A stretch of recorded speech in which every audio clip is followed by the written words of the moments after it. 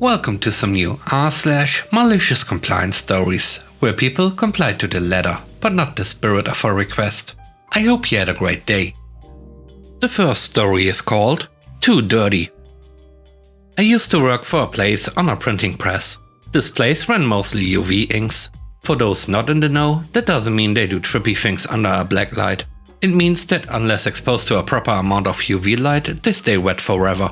If you touch non-cured ink, you'll get it on you. Doesn't matter if it's 2 minutes old or 2 years old. Reprinted using a rubbery material wrapped on an aluminum cylinder. UV ink is semi-caustic, so it will slowly eat away at rubber materials like printing plates. Plates are expensive, so reusing them is nice, but using partially eroded plates for fine detail is bad for business, so several plates got thrown out after just one use. I was an operator running a printing press, and I was the only operator on this press during my shift. After working there for a few months, I received a complaint from my supervisor that the person who cleans and throws away the plates is complaining that I'm sending her dirty plates. Of course, I respond, yeah, that's sort of the idea.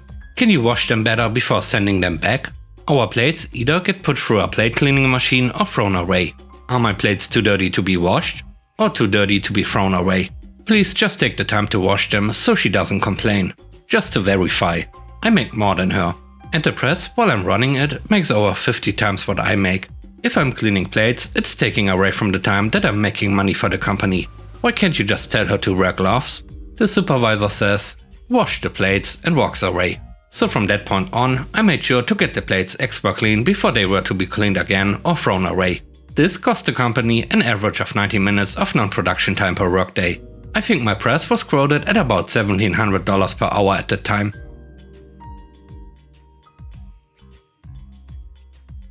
The next story is called Don't Need 3 People. I work at my school's dining hall, but currently we have reduced staff and hours as the summer semester is slow. At the same time, we get contracts with summer, academic and religious camps of various numbers, so we are kept pleasantly busy. At my job, I have my real manager, June, and our antagonist of the story, Abby. Abby is the head of the catering unit on campus, but she also believes herself to be our manager. The owner of the dining hall, Bert, was out of town this week on business, so June was left in charge. This week we had a religious music camp totaling over 650 teenagers, and there were only 6 or 7 of us working the diner shifts each day. It took a day and a half for us to make a system of not only counting the kids accurately, but also keeping food lines shorter so no one stays outside in the summer heat. This required 3 of us to be at the register. One of us would organize and split the kids into 2 groups, and the other 2 would count their respective groups. At the end of the meal period, we'd add our numbers. I was one of the counters, and with my partners, Ruth and Lisa, we were always on the nose with our numbers. It was a flawless system. The kids and camp staff were fed and all was well in the world. While all of this was going on, Abby was nowhere to be seen and doing her catering gigs outside of the dining hall. Cue yesterday. We were thrown a massive curveball. I got a text from June hours before I was meant to clock in and was asked to not work at the register. Initially, I thought nothing of it. Upon my arrival at the dining hall, I only saw Lisa at the register. I asked how she was, and she told me 2 things. Bert was back in town, and yesterday morning, Abby jumped the chain of command, completely undermining June's authority. She took all the credit for making everything run smoothly this week, and she reported to Bert that our system is a waste of labor. You don't need 3 people counting kids. Allocate 2 of them elsewhere. To our dismay, Bert took Abby's side when protests arose. June and many of my colleagues who were present were absolutely livid, for us and for the kids. June, in her sassy wisdom, would let Abby have what she wanted, and we were told to comply.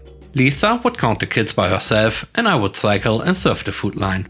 Ruth already had the day off.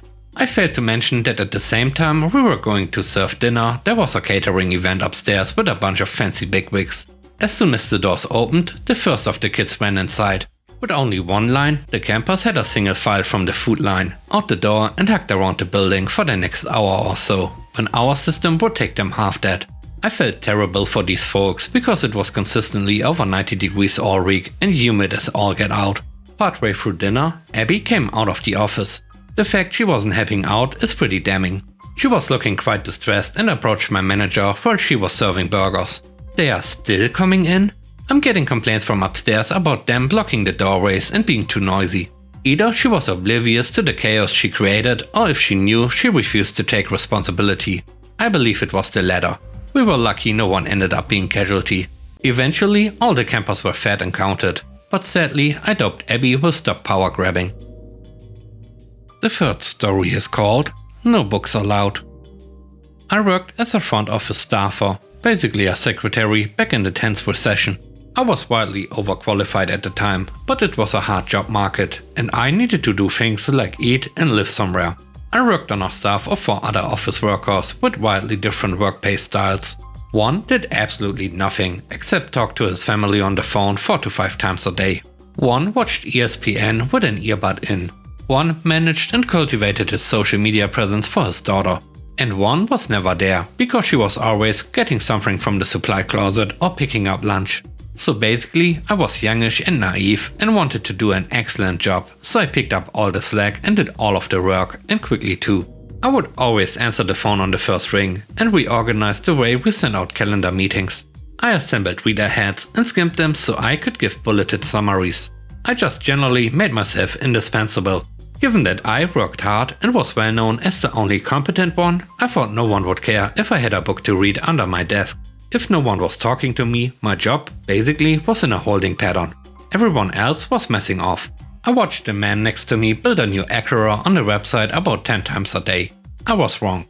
The first time I opened my book, I got snide comments. The second time, one of the guys hustled over to moan at me that I could never ever read on the job. That it made me look lazy. I could even see his Sports Statistics Fantasy League card on his computer while he said that. I tried to explain that when no one was in the office but us, I thought I could just read quietly, and then if anyone called or came in, I would immediately stop and help them. We didn't have cameras in our office or anything watching us, but that didn't matter. I was chastised. You should always look busy, even if no one is here to see it. So I did. I went online, found about 2,000 free PDF books, mostly classics, and emailed them to myself. I sat there and read through books all day on Adobe Reader and was commended for my intense focus and dedication because no one ever saw me clicking around a website. Well, you did tell me to always look busy. In the end, I basically stopped doing a huge chunk of my job because I was now absorbed in my book. I wouldn't answer the phone right away and wouldn't see emails come in. Basically, I got beat down into a much less stellar service role, at least when helping them. But I was always on the money when the boss came around. The last story is called Fool Me Once. This happened in Mexico. My father-in-law just retired trucking and is helping his sons that have a small local delivery company. They mostly work with some hardware stores that offer free shipping. That way they get more sales.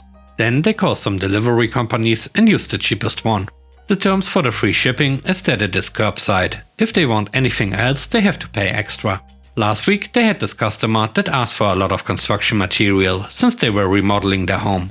My in-law went to the place and the customer asked them to put the materials in the backyard.